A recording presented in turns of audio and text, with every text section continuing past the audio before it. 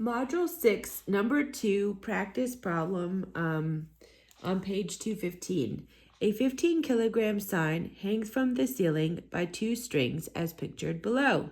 What is the tension in each string? All right, there's a few things that jump out right away. First of all, it says it's a 15 kilogram sign. Is that a mass or is that a weight? We know it's a mass. So we have to eventually convert the 15 kilogram mass into a weight. So I went ahead and did that right away.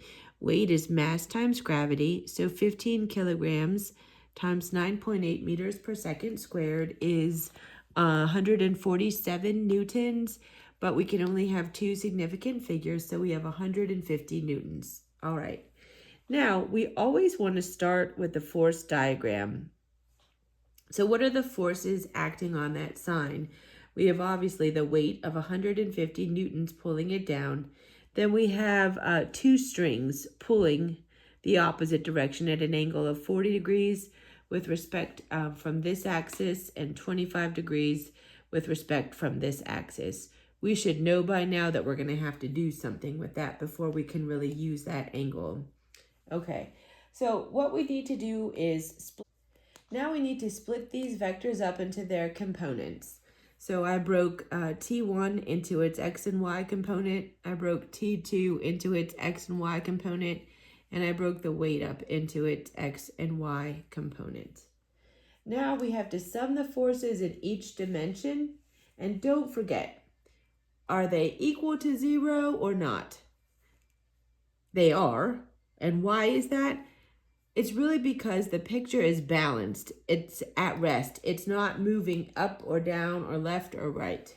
So all of the forces acting on them equal to 0.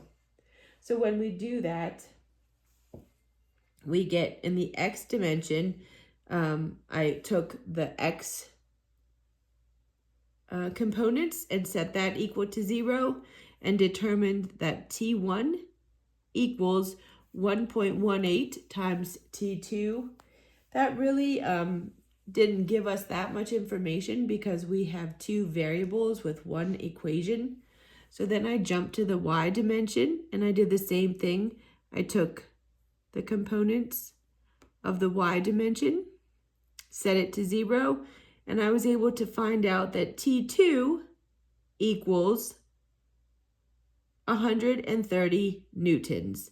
Well, that gives us a lot of information because if we know T2 is 130 newtons, we know T1 equals 1.18 times T2.